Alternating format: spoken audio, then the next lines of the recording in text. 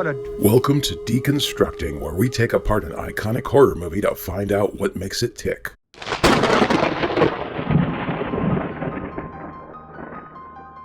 Our Dawn of the Dead episode was dedicated to legendary filmmaker George A. Romero, but that's only one of many amazing gifts he's given us since he first shook up the genre in 1968. In fact, one of those classics was historic for Romero himself, his first successful project with a major Hollywood studio, and his first official collaboration with another titan of the genre, Stephen King. Not only did this team-up go on to become a cult favorite, it also helped usher in a wave of horror anthologies that continues to this day. It introduced audiences to an art form that shocked and amazed an entire generation, inspiring genre filmmakers to create new cinematic terrors for the next one. Today, its legacy lives on in the form of a hit TV series and a new legion of fans. So naturally, we have to give this flick the deconstructing treatment, and in case you've forgotten how we roll, I'll break it down for you. We start with Origin, which recounts the story of the film's creation and its rocky road to the movie screen. Next, with Legacy, we follow its influence and impact on horror cinema and popular culture. And we conclude with Mystery, in which we explore obscure trivia, fan theories, rumors, and other oddities about this high-water mark of horror. So let's crack the lid on this 1982 classic, which reanimated a vintage medium that's now thriving more than ever. Of course, I'm talking about George A. Romero and Stephen King's frightfully funny horror anthology, Creepshow. It's showtime!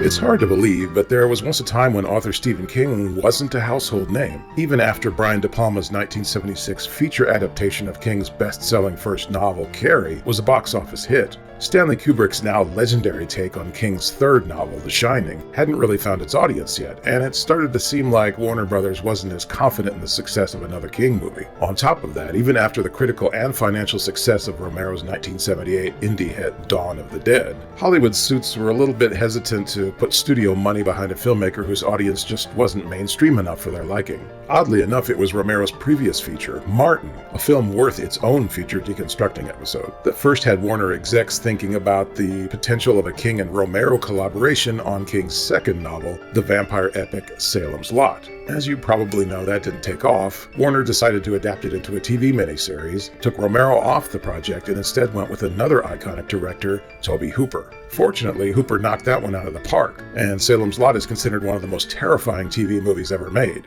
Definitely scared the hell out of me. But by then, King and Romero had bonded over their mutual love of classic horror, and they vowed to stay in touch. Romero then returned to the indie world again, even breaking free of the horror genre for 1981 cult classic Night Riders, which became one of his favorite projects. It's a lot of fun too, and it made for a happy reunion of Dawn of the Dead's cast and crew. It also introduced audiences to future award-winning actor Ed Harris in his first leading film role, and Romero invited Big Steve to play a cameo as Hoagie Man. During this period, Romero had pitched King a new idea, a feature-length anthology paying tribute to their favorite classic horror movies, from the sublime scares of Val Lewton to the cheesy gimmicks of William Castle and the original 3D movie boom of the 1950s. But King came back with a counter-proposal. How about we go with the anthology idea, but base it on the classic horror comics we devoured as kids? They tested out the concept on producer Richard Rubinstein, who previously produced Dawn of the Dead and Martin, and King offered to tackle the script, which became his first screenwriting gig. It took King just 2 months to write the script, which weighed in at a massive 142 pages. Warner liked the project, and Rubinstein was able to secure a budget of $8 million, the largest amount Romero had ever worked with. They still had to keep things on the cheap for the most part, but Romero's independent mindset assured they would get the most blood for their buck. One cost-saving move was to shoot the majority of the film on Romero's home turf in and around Pittsburgh. That included turning a former school in Greensburg, Pennsylvania into a massive soundstage, where most of the segments were shot. He also recruited many of his regular crew, including cinematographer Michael Gornick, composer John Harrison, and of course, makeup effects wizard Tom Savini. Savini was excited about the opportunity to create animatronic creature effects, something he'd always wanted to do, and he also hired a talented young artist named Greg Nicotero. We'll get back to him later. King adapted 2 of his previously published short stories, Weeds and The Crate, into their own chapters, and he wrote 2 new ones, along with opening and closing sequences, and animated panels would tie them all together in the pages of the titular horror comic.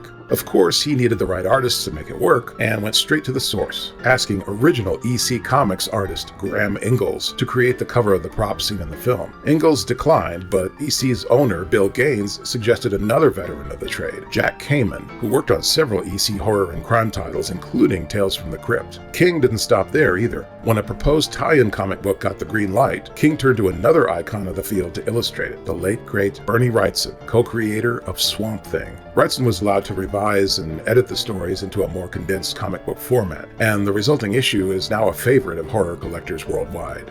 King was also busy in front of the camera, playing the title character of The Lonesome Death of Geordie Verrill, a fairly direct adaptation of his story Weeds, and the anthology's only pure comedy segment. If you think King's performance here is a little bit, well, exaggerated, that was actually Romero's idea. He wanted King to play Verrill as a cartoonish dork, who ain't exactly the sharpest tool in the shed, but makes up for it with a rather active imagination. Meteor ship! Romero also turned to his core group for many of the supporting roles, including Knight Rider's star Ed Harris and Dawn of the Dead's Galen Ross. That's also John Amplas, the star of Martin, under all that zombie makeup as the undead Nathan Grantham in Father's Day. For the lead roles, he cast actors who would very soon go on to huge comedy careers, like Leslie Nielsen and Ted Danson. He also recruited Hollywood veterans E.G. Marshall, Vivica Lindfors, Hal Holbrook, and Fritz Weaver. And of course, horror legend Adrienne Barbeau was cast in one of her rare villainous roles. Now get out of my way, Henry, or I swear to God you'll be wearing your balls for earrings! Some might say the real stars of Creepshow are the amazing monster effects work by Savini and his team, but we'll talk more about that in a moment.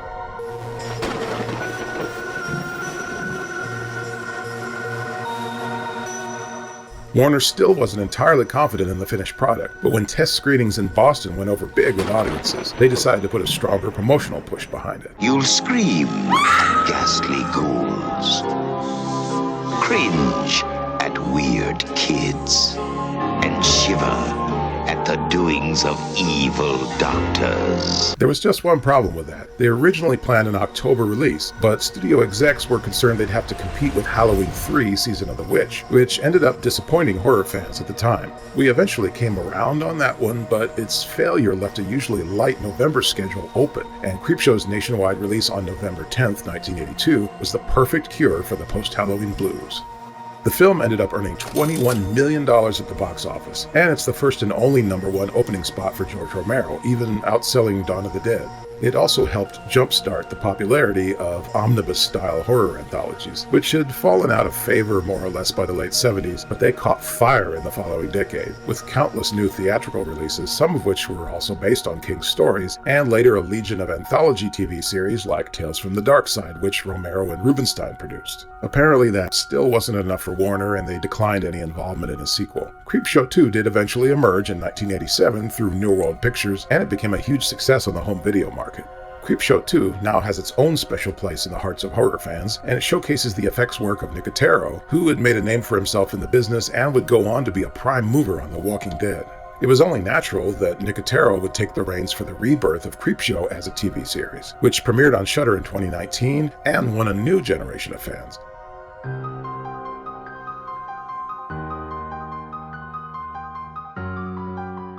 For a while, it seemed Creepshow had faded from the public eye, but its fan base continues to grow. Thanks in part to the new series, viewers have been rediscovering the original, and today it's reasserted its cult classic status. Many untold stories and unsolved mysteries are finally coming to light. Here are some of my favorites.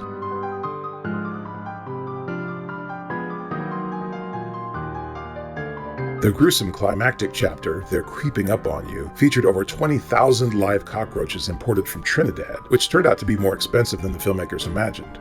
In fact, buying the bugs almost broke their budget, and they nearly scrapped the segment, but Romero and King managed to convince the studio to keep it. If it had been dropped, it would have been replaced by King's story, The Hitchhiker, which ended up becoming the climactic chapter of Creepshow 2. Thanks for the ride.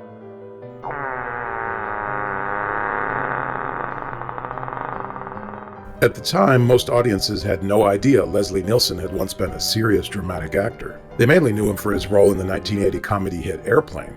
Can you fly this plane and land it? Surely you can't be serious. I am serious.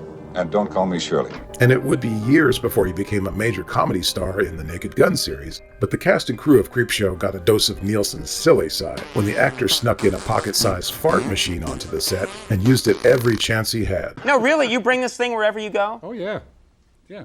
You never can tell. It always comes in handy. And you never can tell when there's a certain amount of pomposity or somebody who's making you play a particular role. And if you just shake hands with somebody, it's how do you do? Excuse me. Very nice to meet you. It's really well.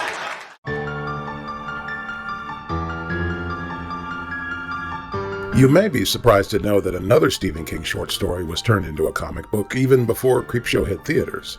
In 1981, Marvel Comics published his story The Lawnmower Man as part of their brief horror series Bizarre Adventures. It deviated from the original, but not as horribly as the 1992 movie, the makers of which King sued to have his name removed from the film.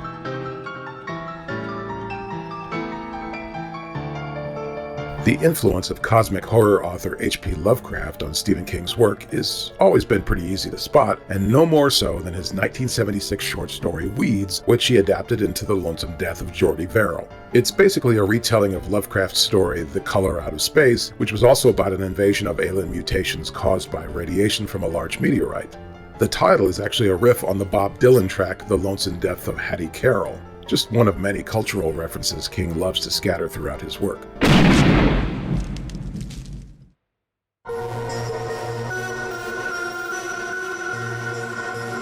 Eli Roth's fake trailer for 2007's Grindhouse is a parody of old slasher movies, and he even lifted a few of John Harrison's synth cues from Creepshow to give it a more authentic 80s flavor. Just a little detail that only horror soundtrack nerds like me would notice. I really need to get out more.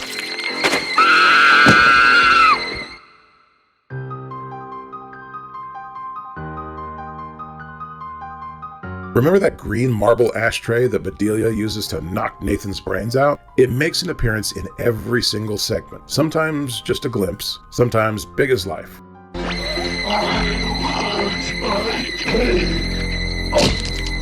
If you dig this episode, throw us a like and be sure to subscribe and ring the bell for regular updates. You can also slide into the comments, gently of course, and tell us what horror classic you'd like to see us deconstruct next. Thanks for watching.